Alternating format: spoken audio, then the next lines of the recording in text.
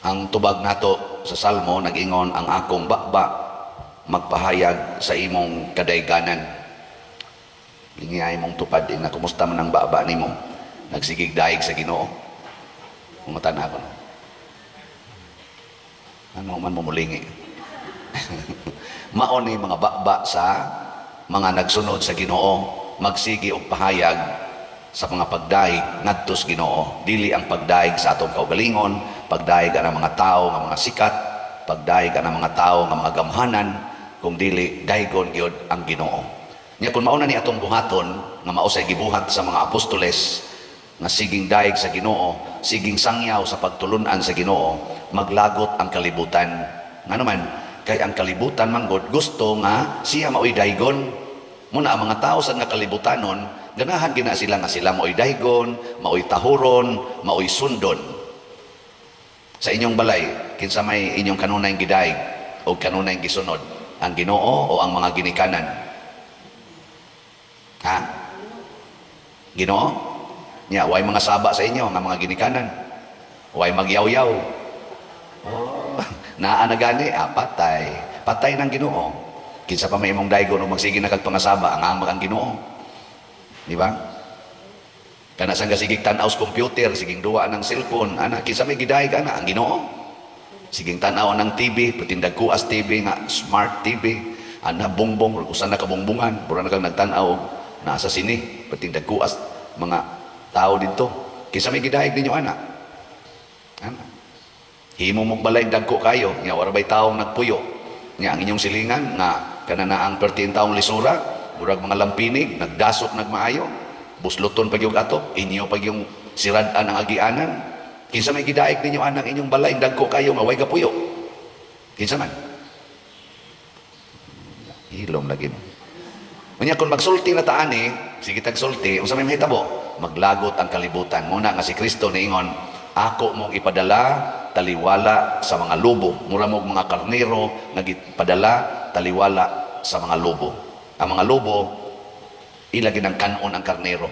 Muna ang magsunod ay sa Ginoo, daog-daogon, pasakitan og patyon gyud sa kalibutan. Gilingay mong tupad, inaganahan kang musunod sa Ginoo. Mungutan na ba, inaganahan ka sunod.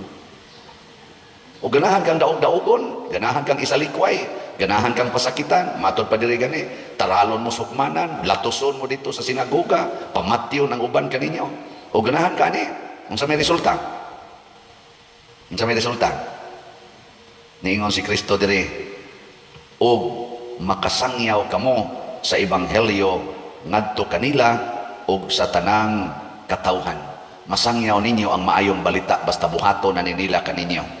Pasabot di ay mga igsoon, kining kasakit, kining pagpanglutos, kining daog-daogo na ta, maunang panahon na nga mahimong epektibo ang atong pagsangyaw sa maayong balita. Agree, disagree?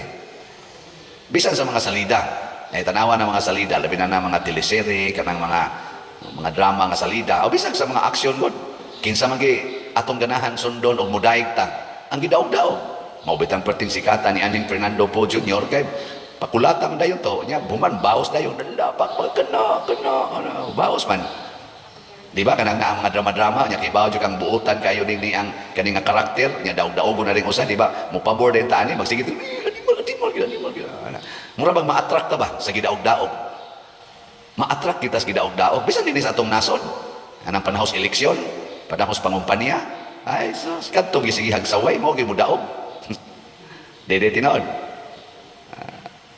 Mo na magbantay kay basta magsige ta og padaog-daog mao gitay musikat, mao gi mudaog. Mo na ayaw kabalaka, mo gustong isulti ni Jesus ba, ayaw kabalaka kung dumtan kas kalibutan, daog-daogon kas katawhan kay mo nang paagiha nga musikat ka. Tanawa si Pedro Calungsod gipatay, aporting sikata na karon. Lorenzo Ruiz gipatay, aporti sikata. Ang mga apostoles gipatay, aporti sikata. San Roque gidaog-daog, gipreso hangtod namatay, aporting sikata. Di ba? San Isidro Labrador, 10 taon daog-daog sa mga tao to, sa nginlan pag bisag unsang kon, aporti ng sikata. Mother Teresa of Calcutta, gidaog-daog, siging serve anang mga poorest of the poor. I-persecute pa siya. St. Francis of Assisi, persecuted po to sa mga dagkong tao sa atong simbahan. Karon perting sikata. Yung nanay mong tupad, na gusto ka mo sikat. Gusto ka mo sikat. Bisag unsa na lagi pang buhat ros mga tao para mo sikat. Ana, maghubo na lang, ana sa kamera, i-upload, tanaw sa mga tao, apil na nagwali. Unya, kuan, muna ilang pasikat, na mahagba na noong kana. Dili sa unang pagbasa, giingnan sa Ginoo, pinaagi ni Propeta Hosias ang mga katawhan sa Israel. Balik mo sa Ginoo, pangayo mo pasaylo. Kini man kung pagkamapahitason, kining atong pagpaningkamot sa pagpasikat, aron kita gitahuron, kita gisundon, sala na siya. Garbo ang tawagan na, the Prince of Sins. O sa tawagan na niya, the Father of Sins pa ng tawagan na. Basta tungod sa garbo, musod ang tanang sala. O kanang taong pagarbohon, makasala na, niya kanang sala, muguba na sa atong kinabuhi. Usbo na ko ha? Ang sala, muguba na sa atong kinabuhi. Bisan unsa pa iranggo na to dinis kalibutan, basta makasala ta, maguba kita. Mao bitaw ang nasod sa Israel, purting sikata panahon ni David, nakasa si Hari David, naguba ang iyang next generation. Punan pa sa sala ni King Solomon na anak ni Hari David na ning puli niya, purtig yung pagkagubaa sa Israel. Guba yun. Nilingay mong tupadasan, nanakay sala, guba ka na, gubong yun ka. Bisag unsa pa nimo kasikat, bisag unsa pa nimo kagamhanan, basta makasala, guba yun. Tanawa ang sala sa Garbo, sa Russia o sa Ukraine karon, guba yun sila. Guba ilang relasyon, may manalang relasyon sa una, nagsuportahay man sa una, nag-cooperate man sila sa una, karon tungod ng sala sa Garbo o kahakog, perting pagkagubaa. Nawa ang sala sa kalagot o sa kahakog sa Israel o sa Hamas, guba. Tanawa ang atong Pilipinas na purtig yun kahakog aning gahom aning atong mga politicians. Tanawa ang sa atong relasyon ron, guba, purting gubaan. Nga naman ay nindot ron ang atong Pilipinas, nindot. Hoy tubag, purting batiaw pasiritan lang tagtubig ang atong silingang nason. Way mulaban na to, way klarong dipinsa, di ba? Wanay klaro ba? Nga naman, guba naman tadaan og relasyon.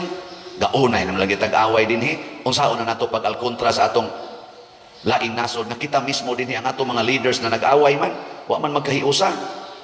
Nga, unsaon nato pag-alkontra sa moatake nato, nakita gani din wa man kita maghiusa.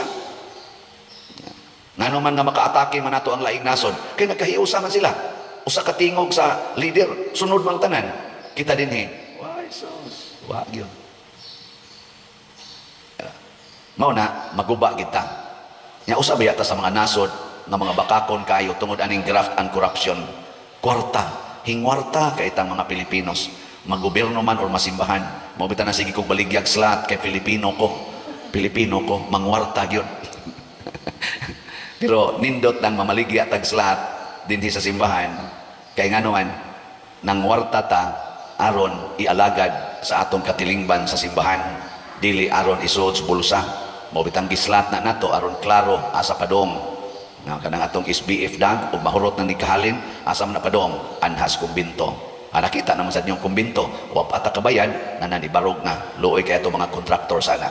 Mo natabangan gid natong bayan ha. Palit mog slots, daghan pa kay tag balanse, napatay.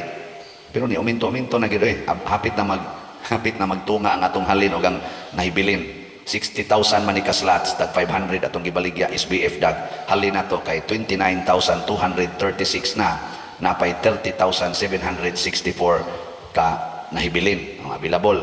Ato ning paliton, tag 500 pesos atong paliton nga slot. May ni kay kwintada gyud kayo.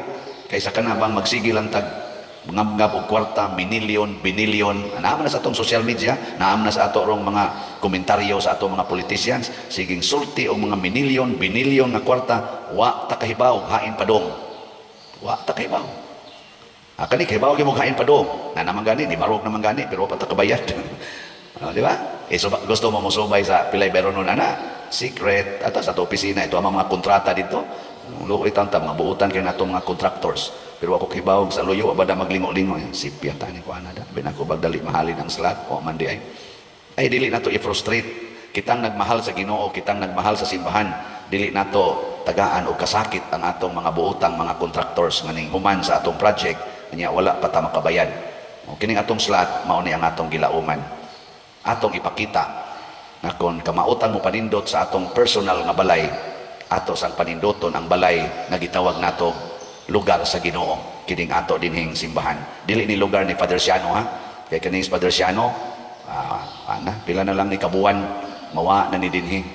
Dili ko kapahimos ni manggi ko manggi siguro makahigda ba ko ng kwarto diyang gibuhat di babaw. Wa pa man kita makahigda diha basi mo abutan na lang ko sa order nga pahawa na diha. Dili man ko ana mo balibad. Depende man na sa atong labaw.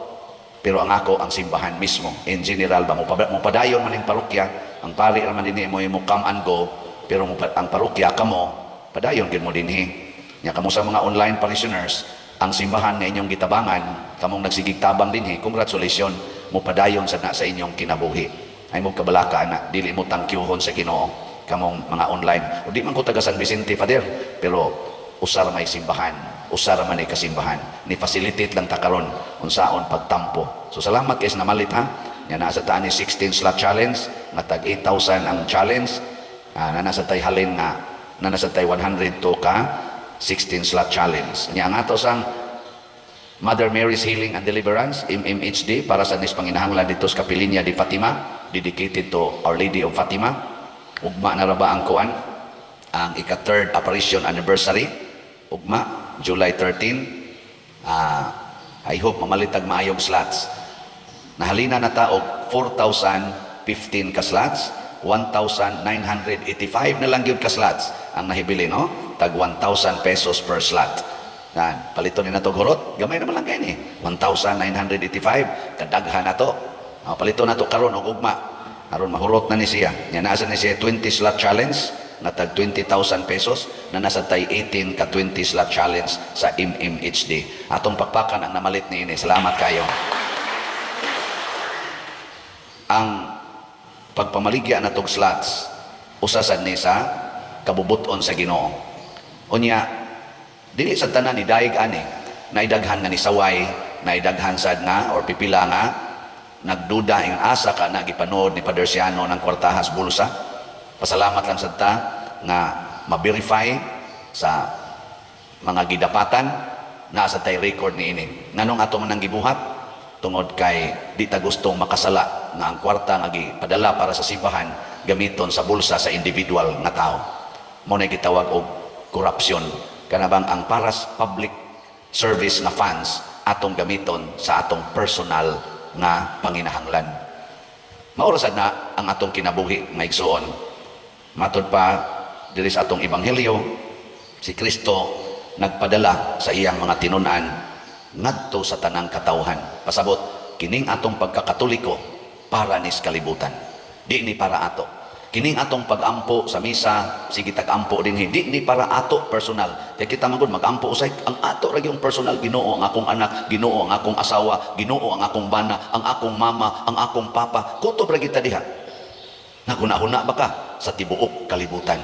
Naghuna-huna ba ka sa tanang katawhan? Si Kristo nagpakamatay para biya sa tanan. Dili baya para lang sa mga Hudiyo, di lang para sa mga taga-Israel. Sa tanan yung mga tao. Mao na kita nga misunod ni Kristo para tas tanan. Kung daog-daogon ta, kanang nagdaog-daog nato, kanang gasigtamay nato, kanang mupatay nato, kauban na sa atong gihigugma. Sige, katapos ang lingi sa imong tupad. Yung na sugod karon ang among balay para na sa tanan. Yung na ba? Yung nasugod karon. Or kung imo nang asawa, nasugod karon atong balay para na nis tanan ha. Nga moingon dahil imong bana, pwede na dadoon ako akong kabit diri dahil. Sa pwede na, kay para na nis tanan. Indota no? Ana na diyang reconciliation, ana diyang pagpinasayloay. Indot kayo. Kaysa hala yun, gubat yun. Kanindot ka kung moingon ang Russia, kining ako dinhing bahandi sa Russia para na nis tanan.